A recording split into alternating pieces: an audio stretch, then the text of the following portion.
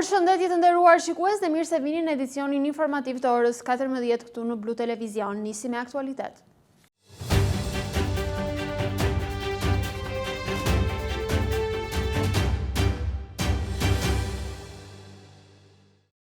Për të tretën ditë me radhë, vijon përplasja në kantierin e aeroportit të Vlorës përmes kompanive A2 Group dhe Mapco, duke krijuar kështu tensione dhe paqartësi mbi ecurinë e punimeve në një nga projektet më të rëndësishme infrastrukturore për jugun e vendit. Për të tretën ditë me radhë vijon përplasja në kantierin e aeroportit të Vlorës mes kompanive 2A Group dhe Mapco, duke krijuar tensione dhe paqartësi mbi ecurinë e punimeve në një nga projektet më të rëndësishëm infrastrukturor për jugun e vendit. Përfaqësues të kompanisë 2A Group kanë bllokuar hyrjet dhe punimet brenda aeroportit, ndërsa përfaqësues të Mapcos kanë bllokuar hyrjen kryesore të kantierit.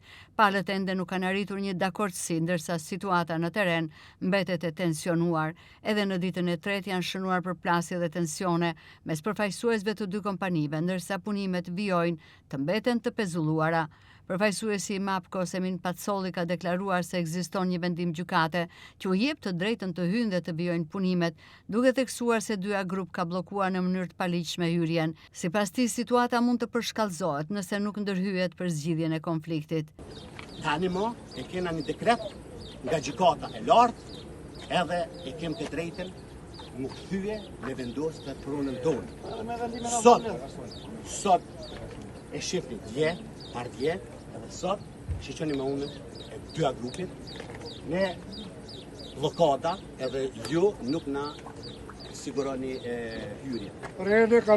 Suni e keni një roje siguria atje, unë do të shkoj edhe do të ballafaqona me to, me dhunë, kurse ju jeni perand. Kjo është hipokrizi që ndëgjova sot. Aeroporti i Vlorës është cilësuar si një investim strategjik për jugun e Shqipërisë, por konfliktet e fundit në kantier kanë shtuar pikpyetje mbi ritmin e punimeve dhe përgjegjësinë e institucioneve për të garantuar vijimin e projektit pa vonesa të mëtejshme. Qytetarët e Vlorës dhe mbar Shqipërisë që presin përfundimin e këtij projekti të rëndësishëm mbeten të shqetësuar për ecurinë dhe afatet e realizimit të tij, ndërsa institucionet përgjegjëse që nga Ministria e Energjetikës vijojnë ta përcjellin me indiferentizëm situatën.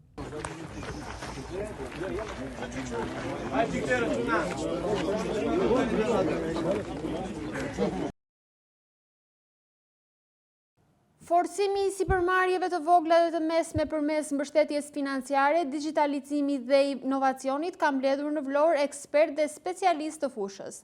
Ministria e Shtetit për marrëdhëniet me Parlamentin Eriona Ismaili prezantoi nismën e re qeveritare dyfishon ndërmarrjen tënde, e cila nis zbatimin.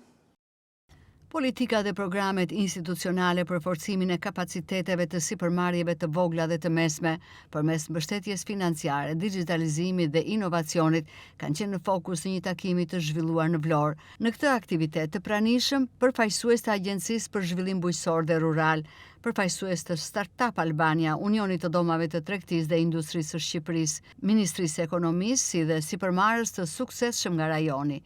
Pjesë e takimit dhe Ministria e Shtetit për marrëdhëniet me Parlamentin Eriona Ismaili, e cila në fjalën e saj u ndal te nisma më e re e qeverisë, dyfishon ndërmarrjen tënde që nis zbatimin me një korrik. Sipas saj, programi synon të krijojë mundësi konkrete për zgjerimin e aktiviteteve ekonomike, rritjen e investimeve dhe forcimin e konkurrueshmërisë së bizneseve të vogla dhe të mesme. Sot kemi realizuar një takim i cili konsistonte në promovimin e politikave institucionale në mbështetje të sipërmarrjeve.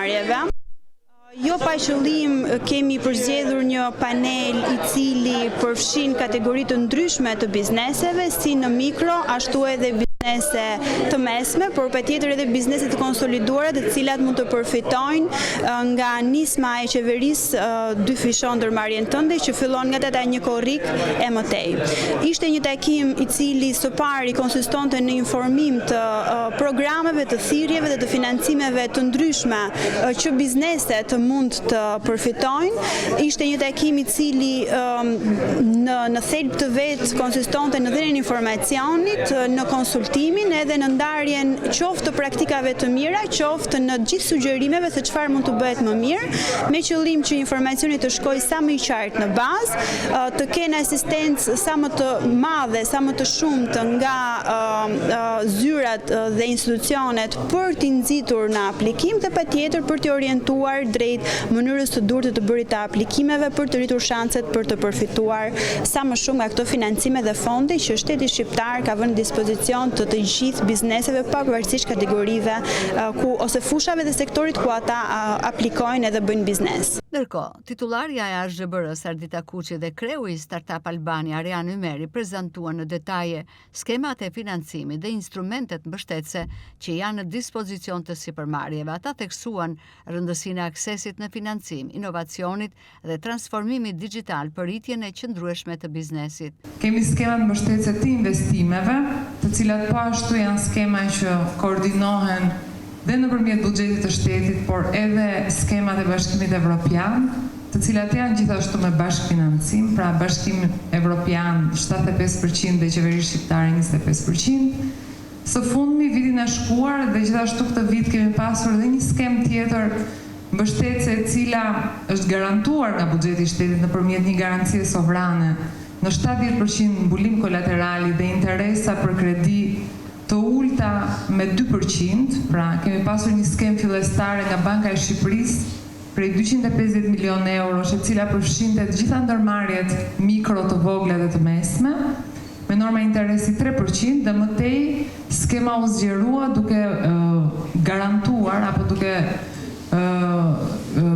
futur garancinë sovrane si garanci për gjitha ata fermer apo biznese në fushën e bujqësisë, të cilët nuk kanë mundësi që të kenë një kolateral për të garantuar kredinë e tyre. Dhe aty shteti shqiptar ka vendosur 30 milion euro në dispozicion. Aktualisht edhe po e filloj pak në historikun, se duhet të jemi dhe koshent se çfarë ka qenë para 2024 dhe çfarë është mbrapa. Deri në vitin 2024 ne numëronim në Shqipëri diku te 82 startupe për apo densiteti ishte 82 startupe për 100 banor. Aktualisht janë 450 startupe aktive dhe 10.5 milion euro të hedhura me një nivel disbursimi 97% në 2 vitet e fundit. Këtë vit, për fat, edhe si rezultati aplikimeve që ishin 3 fishuar nga vitit më parshëm, pra kemi pasur 504 aplikime, jemi tani tek 1219. Takimi vijoi me pyetje dhe diskutime nga përfaqësues të biznesit dhe institucioneve, të cilët shprehën interes për programet mbështetëse dhe mundësitë e përfitimit. Gjatë diskutimeve nuk munguan as sugjerimet dhe vërejtjet për përmirësimin e skemave ekzistuese me synim për t'i bërë ato më të aksesueshme dhe më efektive për sipërmarrjet shqiptare. Siguria ushqimore, Autoriteti Kombëtar i Ushqimit Vlorë forcon kontrollet. Sipas kreut të tij Endri Hyseni është hartuar një plan masash, ndërsa inspektimet po kryen edhe në subjektet që më parë nuk kanë qenë pjesë e kontrolleve, por dhe në ato të hapura rishtazi.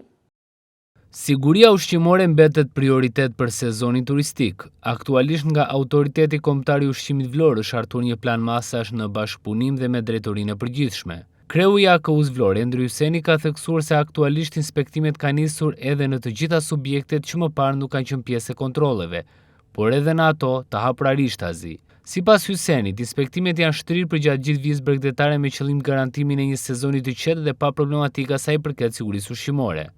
Autoriteti Kombëtar i Ushqimit aktualisht është në teren duke kryer ato detyrat e veta funksionale për sa i përket garantimit të sigurisë ushqimore, cilësisë ushqimore dhe shëndetit të konsumatorit.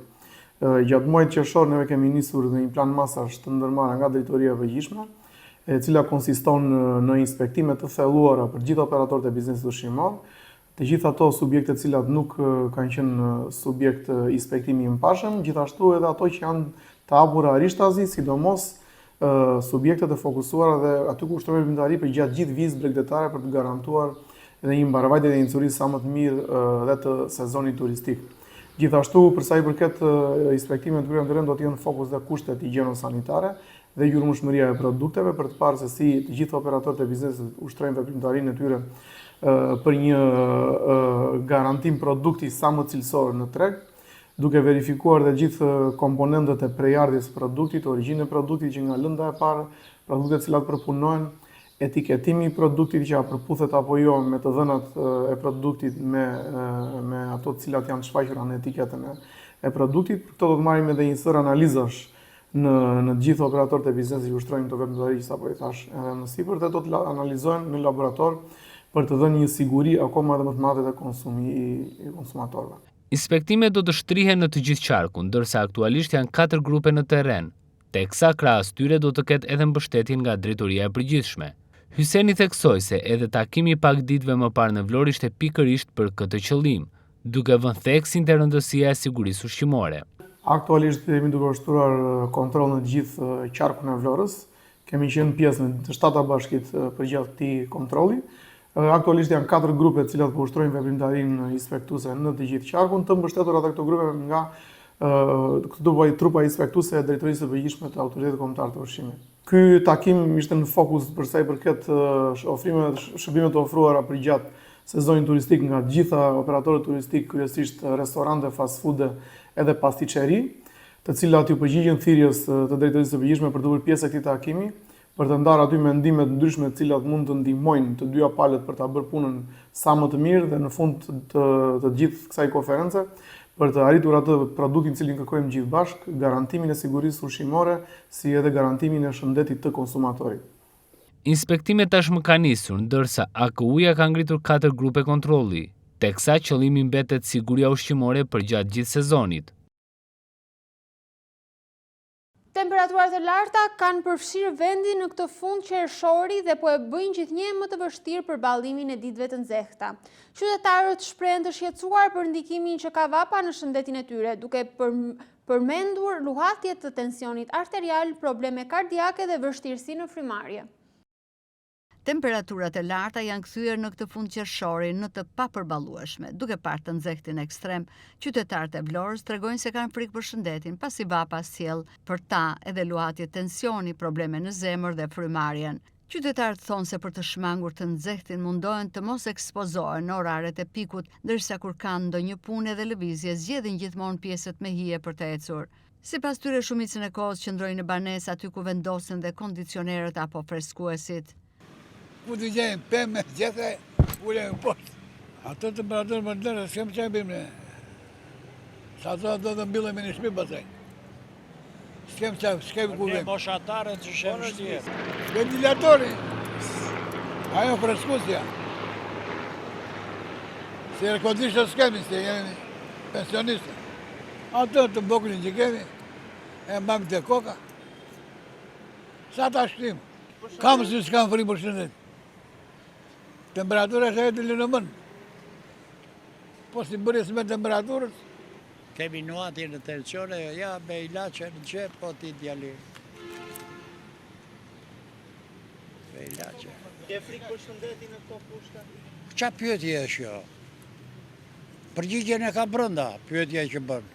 Po qik me këto freskollëkët, me këto ventilator, kondicionerin, ambientin e bëjmë konstante që në rrugë s'është e vështirë.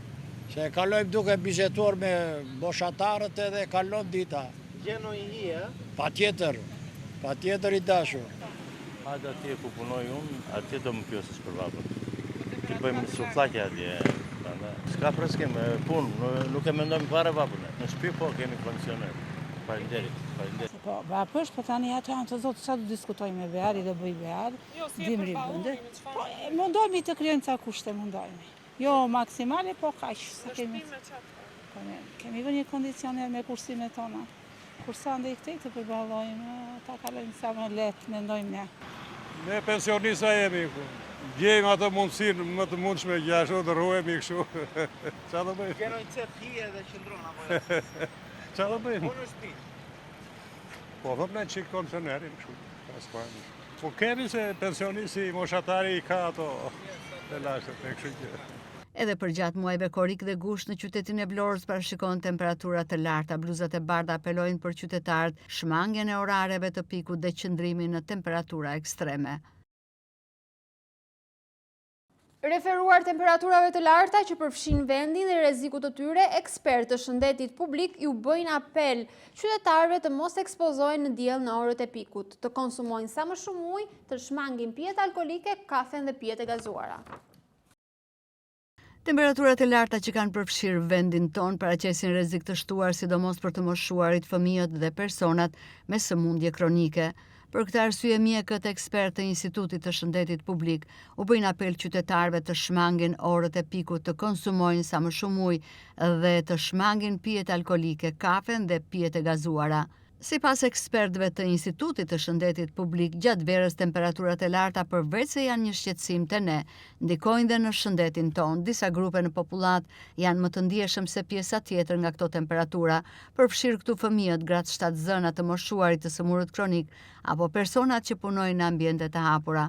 Për këtë ata këshillojnë kufizimin e daljes në orët e pikut 11 deri në orën 18, qëndrimin në vende të freskëta, mbajtjen e trupit të freskët, të vishën njerëzit me rroba të lehta dhe ngjyra të çelta, ndërkohë që sugjerohet që kur të dalin të mbajnë syze, kapele dhe ujë me vete. Konsumi i ujit është i rëndësishëm sipas ekspertëve për të shmangur dehidrimin, ndërkohë që duhet të shmanget kafja, pijet alkolike dhe pijet e gazuara.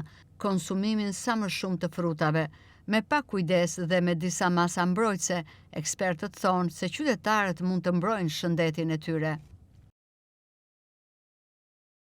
Kampionati kombëtar i U19-ave në sportin e boksit i zhvilluar në qytetin e Pukës ka sjellë sërish rezultate të shkëlqyera për ekipin e flamurtarit.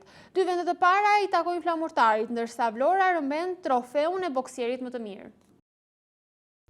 2 vendet e para dhe shpallja e boksierit më të mirë. Kampionati kombëtar i U19 në sportin e boksit i zhvilluar në qytetin e Pukës ka sjellë sërish rezultate të shkëlqyera për ekipin e flamurtarit. Në një aktivitet me pjesëmarrjen e rreth 13 ekipeve nga gjithë Shqipëria, flamurtari ka arritur të marrë 2 tituj kampion, ndërsa boksieri Lefter Selmanaj i ekipit vlonjat është shpallur dhe sportisti më i mirë shqiptar për këtë grup mosh. Sportistët vlerësojnë ndërkohë aktivitetin duke u shprehur se kanë sjellë në qytet 2 trofe të rëndësishëm, por mbi të gjitha kanë treguar ndaj të gjitha ekipeve pjesëmarrëse një nivel disa herë më të lartë. Ky ishte aktiviteti kombëtar i cili marrin gjitha vendet e Shqipërisë pjesë dhe përcaktohet më i miri. Ishte një garë plot emocion dhe ishte një garë shumë e vështirë për mua, por në fund unë ja dola. Prej sa vite që je pjesë e ekipit flamurtarit? Po thuaj se 3 vite. Ecurinë e mëtejshme si e shkon? Sa më lart. Sa kur ke që të vritesh me profesor Gëzimin? Nuk e marr, po që kam goxha. Mendoni që ky ekip jo vetëm ju, por edhe të gjithë shokut kanë mundësi që të sjellin tjera medalje më dorë? Më shumë se mua. Jam Arina Auko dhe jam pjesë e ekipit flamurtarit. Mora pjesë në aktivitetin kombëtar U19 që u zhvillua në qytetin e Pukës. Për shumë disiplinë dhe duhet një stërvitje shumë serioze. Ka qenë një stërvitje e lodhshme, më duhet stërvitesha distanca dhe për mua ka qenë sfidësuese. Ekipi flamurtari në vim e shikoj që do sjellë akoma më shumë kampiona për shkak se vit për vit ke palestër. Kampionati kombëtar U19 në sportin e boksit u zhvilloi në qytetin e Pukës për disa ditë me radhë, ndërsa flamurtari arriti të fitojë 2 titull kampion, por edhe duke shpallur boksierin më të mirë për këtë grup mosh, duke treguar arritje dhe nivel në sportin e boksit. Të nderuar shikues, kjo ishte dhe gjithçka e përgatitur për edicionin e orës 14 në Blu Televizion. Bashkë miru takofshim.